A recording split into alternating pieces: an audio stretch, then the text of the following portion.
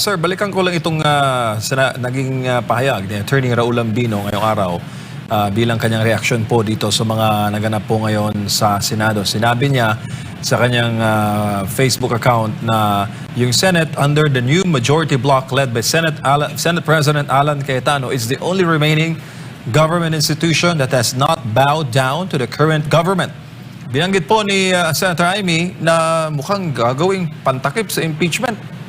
Anong masasabi mo doon, sir? At may anggulo na parang gawa-gawa lang daw ng mga senador. Anong masasabi mo doon?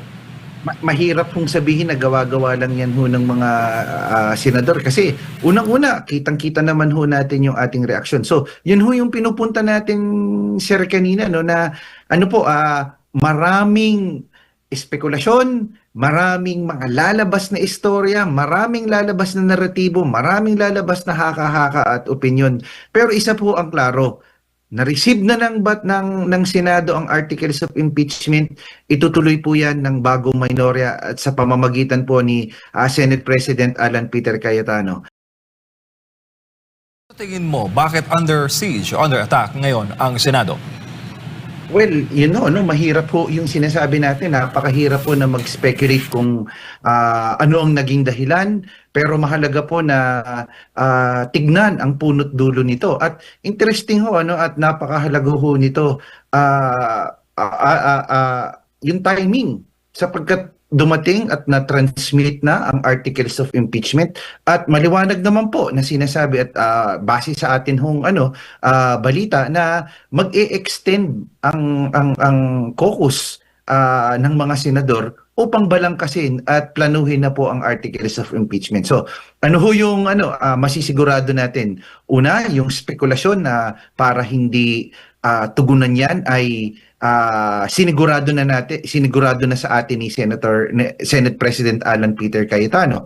Ikalawa, yung agam-agam patungkol sa salitang forthwith, ayan na. At very unfortunate nangyari ito. Ikatlong pagtingin ko, dahil sa advancement naman na ng ating teknolohiya at meron na tayong Zoom, nala-live stream na po siya, so magkaroon man ng mahigpit na security measures patungkol dito sa usaping ito at mag-proceed na into trial, ay makakasiguro pa rin din tayo na matutugunan at mababantayan natin sa pamamagitan ng teknolohiya ang kaganapan dito sa buong impeachment proceeding na ito. Ang nakakapagtaka lamang ay yung timing na nangyari itong ganitong klaseng sitwasyon.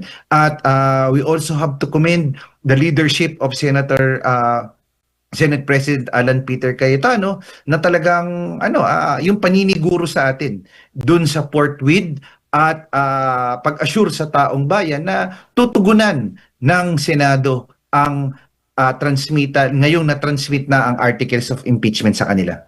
Opo, sir, balikan ko lang itong naging pahayag ni Attorney Raul Ambino ngayong araw bilang kanyang reaksyon po dito sa mga naganap po ngayon sa Senado. Sinabi niya sa kanyang Facebook account na yung Senate under the new majority bloc led by Senate President Alan Cayetano is the only remaining government institution that has not bowed down to the current government.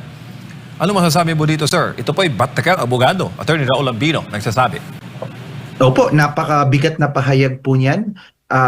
Una po, makikita natin dito kung babasahin natin, ito po ay pinupunta ni Attorney Lambino as a seasoned politician and as a seasoned lawyer na may independent mind at may independent thinking. Ito pong new composition ng new majority.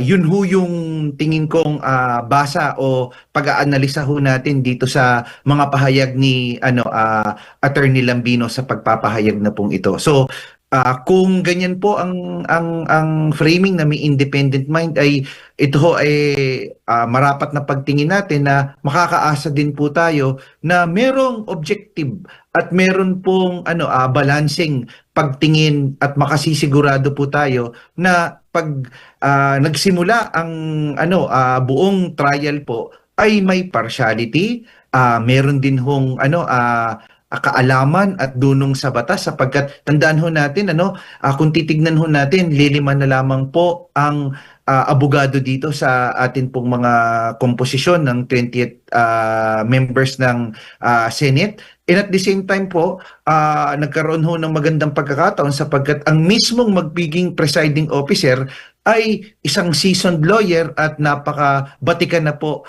sa larangan din ng batas sa katauhan po ni Senator Alan Peter Cayetano. Prof, si Jason po ito. First question po, ano kaya ang magiging immediate political implications po ng nangyayari nito at paano kaya ito makakaapekto sa relasyon ng mga institusyon tulad po ng Senado, ng executive branch at ng law enforcement agencies? Well, una po sa lahat, nakita din naman natin, and not for anything else, and to be objective ang pagpunta ho ni Secretary Remulla is, of course, serving as the alter ego of our President is to ensure, at yun po, nabanggit din ho naman nila na tumawag din ho ang ehekutibo na kung saan ang Presidente at kinakamusta po ang kalagayan din po ng atin hong mga senador. So, that tells us na now more than ever may mabigat na threat sa security at rin din ho, layunin din ho naman at talagang responsibilidad din po bilang SILG na siguraduhin ang proteksyon ho ng atin hong mga senador. So being objective in all, ito ho at least maganda hong response sa ehekutibo na hindi ho pinapabayaan ang ating Senate at ating mga senador, lalo na po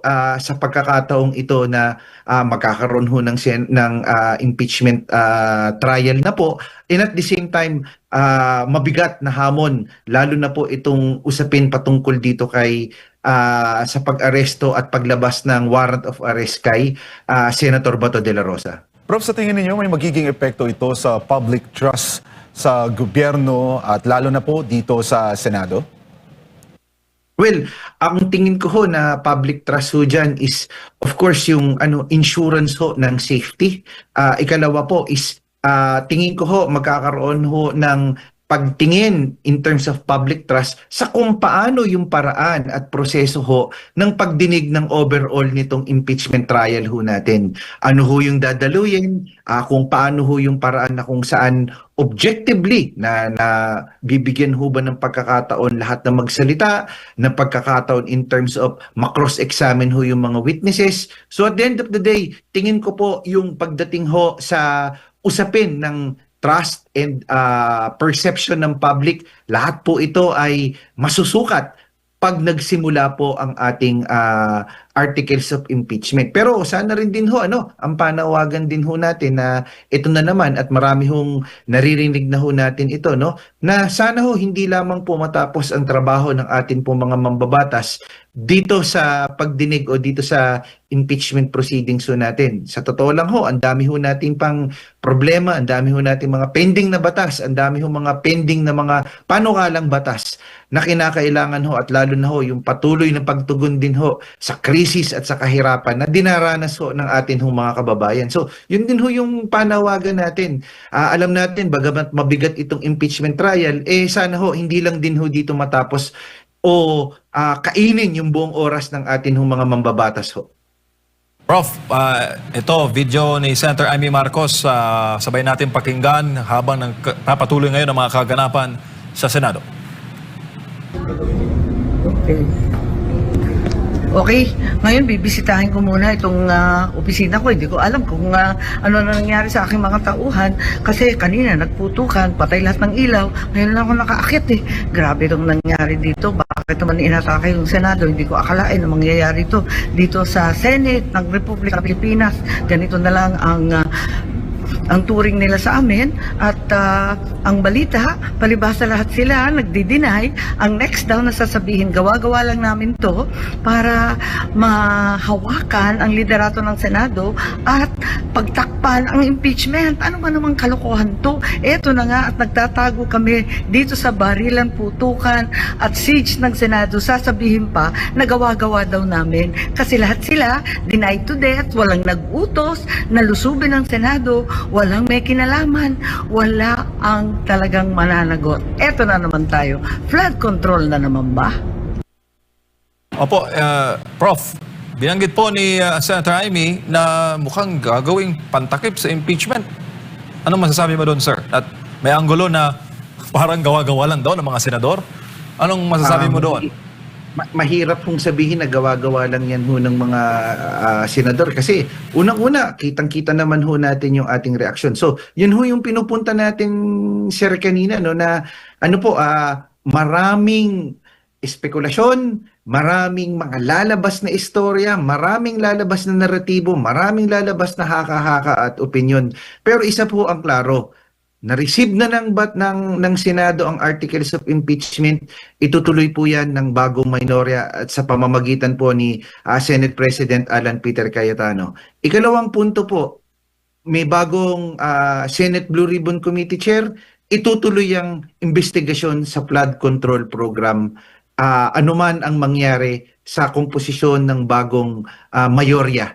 So yan ho yung makakasigurado tayo. And now more than ever, ito ho yung mga sinasabi natin hong distractions na maaari hong i-divert para malihis ho yung pagtingin ng ating taong bayan sa kung ano ho talaga yung tunay na issue. So yun ho yung talagang panawagan natin. Mas lalo tayong maging critical at wag nating tigilan na mag-focus tayo doon sa dalawang mahalagang nasa harapan natin, which is the impeachment trial and at the same time, yun pong usapin sa flood control. Yun po.